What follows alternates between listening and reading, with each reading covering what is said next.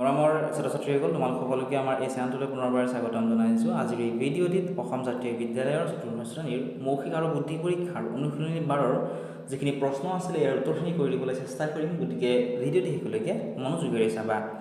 1 নম্বৰটো কি দিছিলে চোৱাচোন, 2 দিস্তা কাগজত কিমান শিলা সুধিছে। নেক্সট সুধিছিল যে 3 ৰিম কাগজত কিমান শিলা। আৰু এনেকুৱা ধৰণৰ প্ৰশ্নৰ উত্তৰ যিখিনি আছে এই উত্তৰখিনি কৰাৰ আগতে আমি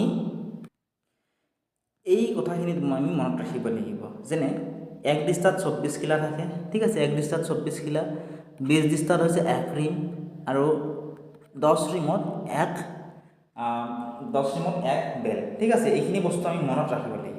এইখিনি বস্তু যেতিয়া আমি মনত ৰাখিম তেতিয়াহ'লে এই অংককেইটা কৰাত আমাৰ সুবিধা হ'ব, ঠিক আছে। গতিকে এতিয়া আমি উত্তৰখিনি কৰিম। চাবা, আমাক কৈছে 1 নম্বৰত যে 2 দিস্তা কাগজত কিমান শিলা আমাক সুধিছে। 2 দিস্তা কাগজত কিমান শিলা কেনেকৈ উলিয়াম? 2 দিস্তা কাগজত কিমান শিলা উলিয়াবৰ কাৰণে আমি জানিব লাগিব যে 1 দিস্তাত কিমান শিলা, ঠিক আছে। এতিয়া চোৱা, আমি ইয়াতে পাইছিলোঁ যে 1 দিস্তাত কিমান শিলা, 1 দিস্তাত হৈছে 24 শিলা। যেহেতু 1 দিস্তাত 24 শিলা, আমাক সুধিছে 2 দিস্তাত কিমান শিলা। আমি কি কৰিম, আমি এই যিটো 1 দিস্তাত 24 শিলা আছে এই 24 শিলাৰে, ঠিক আছে, যেহেতু আমাক 2 দিস্তাৰ সুধিছে গতিকে 24ৰে আমি কি কৰিম, 2ক পূৰণ কৰি দিম, ঠিক আছে। 24ৰে 2ক পূৰণ কৰিলে কিমান পাম চোৱাচোন, 24 × 2, 4 দুগুণ হ'ল 8, 2 দুগুণ হ'ল 4, কিমান পালোঁ 48 শিলা আমি পালোঁ। আৰু এবাৰ কৈছোঁ চোৱা, 2 দিস্তা কাগজত কিমান শিলা সুধিছে, হয়নে? আমি জানো যে 1 দিস্তাত কিমান শিলা, 1 দিস্তাত হৈছে 24 শিলা। গতিকে 2 দিস্তাত কিমান শিলা উলিয়াবৰ কাৰণে কি কৰিম, 24ক 2ৰে পূৰণ কৰি দিম, দিলে আমি পাম 48। অৰ্থাৎ 2 দিস্তাত কি হ'ব, 48 শিলা হ'ব। ইয়াতে কি লিখিব লাগিব, আমি 4 × 48 লিখিব লাগিব, ঠিক আছে। এতিয়া নেক্সট তোমালোকে চোৱাচোন 2 নম্বৰটো। 2 নম্বৰত কি দিছে যে 3 ৰিম কাগজত কিমান শিলা, 3 ৰিম কাগজত কিমান শিলা সুধিছে। 3 ৰিমৰ কথা কৈছে। 1 ৰিমত চোৱা, 3 ৰিম কাগজত কিমান শিলাৰ কথা সুধিছে। চোৱা, আমি জানো যে 1 ৰিমত কিমান দিস্তা, 20 দিস্তা, হয়নে? গতিকে প্ৰথমতে আমি কি কৰিম, 3 ৰিমটো দিস্তালৈ নিম, দিস্তালৈ নিয়াৰ পিছতে আমি শিলালৈ লৈ যাম, ঠিক আছে। এতিয়া চোৱা, 3 ৰিমত কিমান শিলা সুধিছে। এতিয়া প্ৰথমতে আমি 1 ৰিমত, যেহেতু আমি গম পালোঁ 20 দিস্তাত 1 ৰিম হয়, গতিকে 3 ৰিমত কিমান হ'ব চোৱাচোন, 20ৰ লগত আমি কি কৰিম, 3 পূৰণ কৰি দিম, ঠিক আছে। 3 × 0 = 0 হ'ব, 3 দুগুণ হ'ব 6।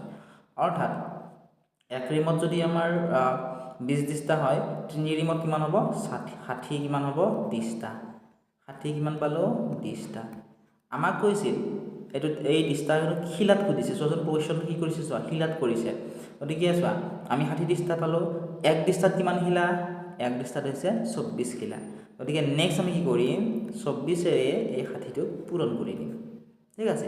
পূৰণ কৰি যিটো পূৰণ ফল পাম সেইটো হ'ব আমাৰ শিলাত হ'ব উত্তৰ। 4ৰ লগত 0 পূৰণ কৰিলে 0, 6 × 4 = হ'ব 24, 2ৰ লগত 0 পূৰণ কৰিলে হ'ব 0, 6 দুগুণ হ'ব 12। এতিয়া এইখিনি আমি যোগ কৰিম। চোৱা, 0 ইয়াতে 8, 2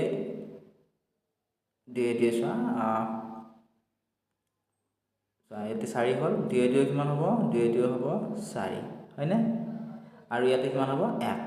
অৰ্থাৎ 1440, এইটো কিহত হ'ব, শিলাত হ'ব, 1440 শিলা। আমাক প্ৰশ্নটো শিলাতে সুধিছে, ঠিক আছে। আৰু এবাৰ বুজাইছোঁ চোৱা, 3 ৰিম কাগজত কিমান শিলা সুধিছে, হয়নে?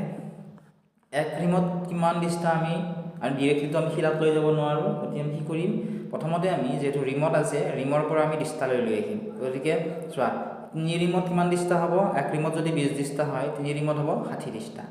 এতিয়া চোৱা, 1 দিস্তাত কিমান শিলা থাকে, 24 শিলা। গতিকে 60 দিস্তাত কিমান শিলা হ'ব উলিয়াবৰ কাৰণে 60ৰ লগত 24 পূৰণ কৰি দিলোঁ, পূৰণ কৰি আমি পালোঁ 1440। অৰ্থাৎ 3 ৰিম কাগজত 1440 শিলা হ'ব, ঠিক আছে। এইটোৱে হ'ব ইয়াৰে উত্তৰ। এতিয়া আমি 3 নম্বৰ প্ৰশ্নটোৰ উত্তৰ উলিয়াবলৈ চেষ্টা কৰোঁ। 3 নম্বৰ প্ৰশ্নটোত কি দিছে চোৱাচোন, 140 শিলা কাগজত কিমান দিস্তা হ'ব সুধিছে। 144 শিলা কাগজত কিমান দিস্তা হ'ব।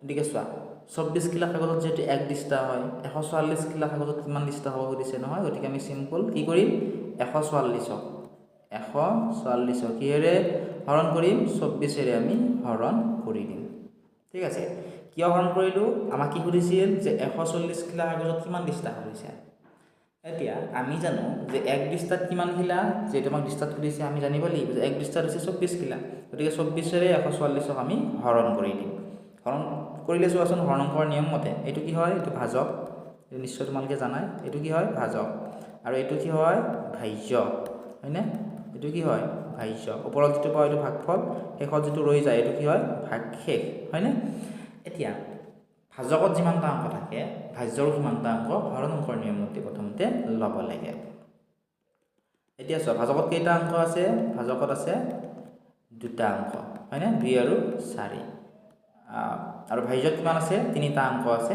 144 ইয়াত দুটা অংক আছে কাৰণে ইয়াৰ দুটা অংক ল'ম কিন্তু 24 এৰে 14ক আমি বাৰ দিব নোৱাৰো বাবে আমি কি কৰিব লাগিব তিনিটা অংক ল'ব লাগিব তিনিটা অংক ল'লে হ'ব 144 তে 24 এৰে পূৰণ কৰি যাই থাকিব লাগিব 144 নোপোৱালৈকে 24 এৰে যদি আমি 4 পূৰণ কৰো 4 4 গুণ 16 6 হাতে গ'ল 1 হ'ব 4 2 গুণ 8 8 1 হ'ব 9 আৰু 24 4 গুণ 96 হ'ব 24 ৰ লগত এটা 6 পূৰণ কৰি চাম 6 4 গুণ 24 4 হাতে গ'ল 2 6 2 গুণ 12 12 2 হ'ব 14 অৰ্থাৎ 24 ৰ লগত 6 পূৰণ কৰোঁতে কিমান পালো 144 অৰ্থাৎ 24 এৰে 6 বাৰ যাব 6 বাৰ হ'লে কিমান হ'ব 144 144 ৰ পৰা 144 বিয়োগ কৰিলে থাকিব 0 অৰ্থাৎ আমি ইয়াৰ পৰা আমি কি গম পালো যে 144 কিলা কাগজত কিমান ডিষ্টা হ'ব 6 ডিষ্টা হ'ব এইটোৱে হ'ব ইয়াৰে উত্তৰ নেক্সট কোৱেশ্চন 3 কৰাৰ আগতে তোমালোকক জনাব বিচাৰিছো যে সম্পূৰ্ণ ভিডিওটো তোমালোকে আমাৰ এপত পাবা যে কল ছাত্ৰ-ছাত্ৰী আমাৰ এপটো ডাউনলোড কৰা নাই এটা ডেসক্ৰিপচনত দিয়া লিংকত ক্লিক কৰি আমাৰ এপটো ডাউনলোড কৰি ল'বলৈ নাপাহৰিবা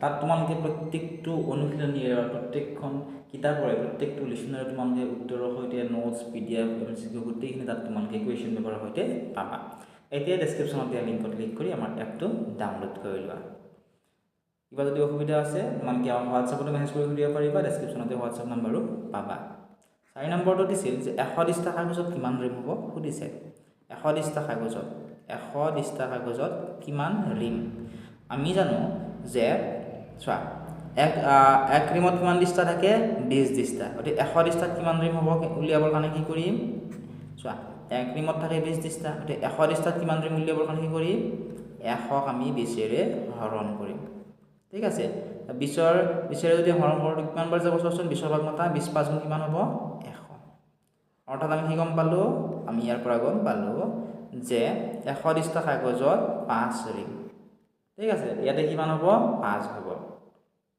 আশা কৰিছো তোমালোকে বুজি পাইছা আৰু এবাৰ বুজাই দিছো তথাপিও 100 ডিষ্টা কাগজত কিমান ৰিম দিছে গতিকে আমি জানিব লাগিব যে এক ৰিমত কিমান ডিষ্টা 20 ডিষ্টা গতিকে 100ক আমি 20 ডিষ্টাৰে পূৰণ কৰি আমি পালো 5 অৰ্থাৎ 100 ডিষ্টা কাগজত 5 ৰিম হ'ব